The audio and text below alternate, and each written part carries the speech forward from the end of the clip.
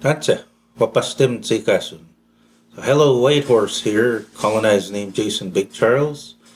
And today I'm here to talk to you a little bit about some of the traditional knowledge that is passed down from generation to generation that really is an important part of all of our hunting and gathering as as the knowledge is passed from generation to generation. One of the first teachings that were given is the whole idea of cycles and the idea of the 7-year cycle, because we're taught within Nihiawiwin or within Cree ways of knowing that everything has a cycle that has been carefully watched from generation to generation, and this knowledge has been passed down where it's noticed that there is a 7-year cycle within every circle of life that surrounds us on Earth. That's with the plants, with the animals. They follow cycles when at some years they're really abundant and there's lots of them, and in some years there's very few of those plants or animals around. And a good example of this that's really easy to watch and observe and take notice of is a cycle between the wapus or the rabbit and the pisu, the lynx. So with the rabbit and the lynx, there's a special relationship between them because, of course, the major food for the lynx is wapus or the rabbit. So that's almost exclusively what the lynx will eat in the bush here, at least here in northern Alberta. But within there, we can really see that 7-year cycle. And this year is a good example. This year we have the wapus population or the rabbit population is really starting to build, and it's been building over about the last 3 years, where we had hardly any rabbits 4 years ago, and then the year after that we slowly started to see more and more rabbits until we're at the point now today where there's a lot of rabbits. However, while that was happening, we started to see that about 4 years ago there was a lot of lynx. Which is probably why there was not a lot of rabbits, because if we have a lot of lynx who are hunting and eating the rabbits, then they're going to slowly put a drain on the number of rabbits, and because they're eating so many rabbits, and they're bringing the numbers down. And of course, we've noticed that now the lynx population is dropping, so that there's fewer and fewer lynx every year, to that we're at the point right now where there's not that many lynx that are being spotted, and there's not that many lynx that are being tracked in the bush. And of course, because of that, the wapus numbers or the rabbit numbers are building higher and higher because there's not that many lynx hunting them anymore.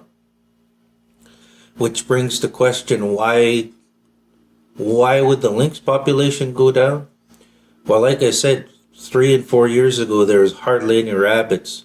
So if we had lots of lynx then who were eating the rabbits, they're slowly going to be running out of rabbits to eat. So that means their food is disappearing more and more.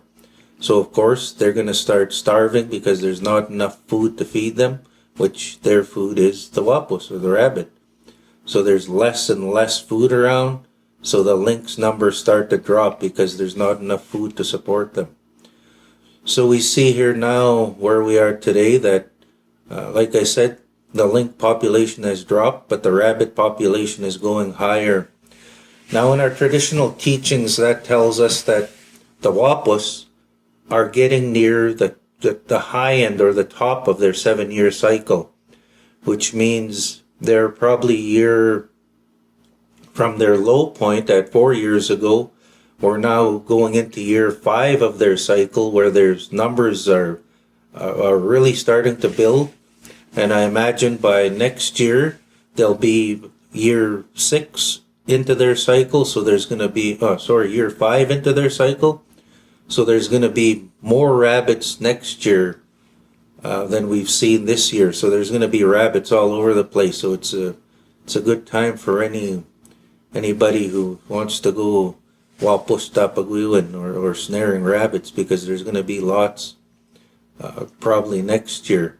And then by next year, there's going to be such a high population of wapos that they're going to start to as well eat up their food, and then they're going to start getting sicknesses because there's too many of them. And of course, if there's lots of wapos around, the link are going to be eating really good. The few link that there are left will start to eat good, and they'll start to multiply and have more and more link around. So the link will be going to the bottom of their 7-year cycle now this year, with their numbers getting lower and lower.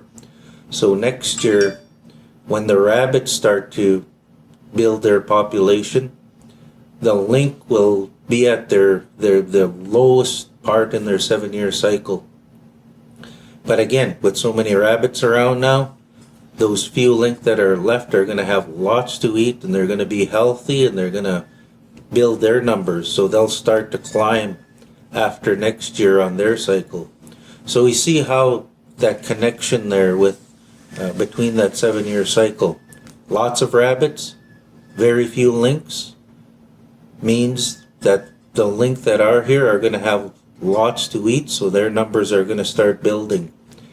As their numbers start building, there's going to be less and less wapos around, or less and less rabbits, because they're eating more and more rabbits. So by 5 years from now, we're going to have hardly any rabbits again, and we're going to have lots of link again. And the cycle will go on and on as the wapos build their number. The link number will drop, causing the number of rabbits to build up, and the cycle will go around and round. Now with that sort of situation, as hunter-gatherers, we're taught that every single animal has the same sort of cycle. Another example is right now with our moose and our wolves. Now with the moose here in my territory anyway, they are at the bottom of their 7-year cycle, which means there's hardly any moose around, and there's not that many in the area, and there's getting to be fewer and fewer in the area. So that tells me, as a hunter-gatherer who's watched these cycles, that they're at the bottom of their cycle. However, moose are at the bottom of their cycle, and right away, without even having to go around in the bush and check, that'll tell me that the wolf population is very high, which is exactly what I'm being told right now, is that the wolf population is very high right now. So the wolf population is at the high end of their 7-year cycle. So there's lots of wolves around, meaning they're taking down more and more moose. So the moose numbers are dropping. However, starting probably next year and the year after, the wolves will have started to take too many moose, and they're going to start to be too many wolves around, so their numbers are going to start dropping, and that'll cause the moose population to start rising back up towards the high end of their 7-year cycle. So in 7 years, in at least 5 or 6 years, because of this cycle that we've known to watch, and hopefully no other things play a role, like overhunting or environmental changes.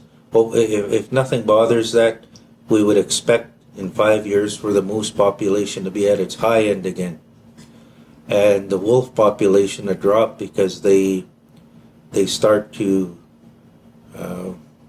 overpopulate, and there's not enough moose right now for them to eat.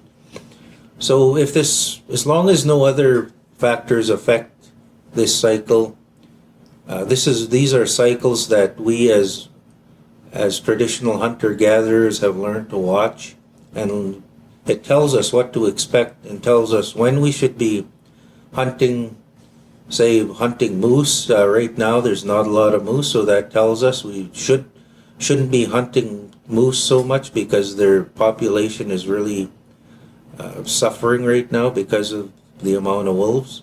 So we sort of back away from hunting the moose until their numbers start to come back up and they get towards the high end of their 7-year cycle.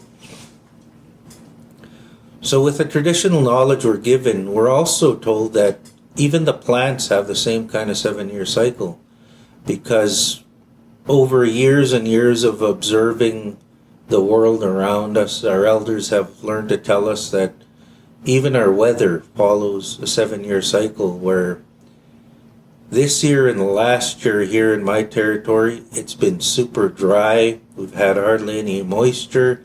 It's been really warm, hardly any snow. And thinking back, I could think back, this is how it was 7 years ago. The same type of situation where we had hardly any rain and the winter was really warm. And we could see that pattern in that cycle, the 7-year cycle again. And hopefully, if nothing like global warming affects that cycle, then we would expect that after this summer, we would start to see more and more rain and more moisture, more snow building up again for the next 7 years, until 7 years from now we could expect it to be hot and dry again. But like I said, the 7-year cycle has really been changing because of stuff like global warming and pollution and logging, and all of this stuff is affecting that cycle. But for the most part, that 7-year cycle still stands. And like I said, just the plants are the very same. Where when we are gathering, say, our berries and stuff, we see that they also follow the same 7-year cycle. But with the berries and the plants, they're very much connected to that 7-year weather cycle. Where right now, when we have dry years on the bottom end of that 7-year cycle, all of the plants that really rely on a lot of moisture and a lot of water, they're not going to be growing. So as gatherers and hunters, we can't pick those berries, or we don't gather those certain herbs and medicines because they just don't grow good while there's not enough water around. However, there are some plants that thrive in the heat and in the dry conditions. So we start to look at those plants to try and pick. One example of this is something like here in northern Alberta, we have a plant we call northern bare root. That plant does not do well when there's a lot of moisture around. But however, with the past few dry years, out gathering, I've noticed that plant is growing really well. It's growing higher than normally because of the dry weather and the hot weather, because that's what that plant likes. However, once it starts to get more moisture and we get more water, the water table gets higher, we notice as gatherers that plant doesn't grow so well when we have wet years, and they grow really small and they're usually not good to pick. So we see how that whole cycle, 7-year cycle, we've learned as hunter-gatherers to pay careful attention to that, because that guides us on how we're going to hunt and gather. And hopefully this whole 7-year cycle doesn't get too messed up by human interference or people over gathering or over hunting, as well as global warming, which we've noticed has been having an effect. But as far as I can remember back, this 7-year cycle does hold, regardless of any plant or animal that we look at in our environment. So this is an example of some of the traditional knowledge that's passed down from generation to generation, and hopefully this knowledge will continue to be passed down, and we continue to really look closely at the world around us so we can know how to better take care of the earth and take care of the gifts that are given to us. Uksamaga.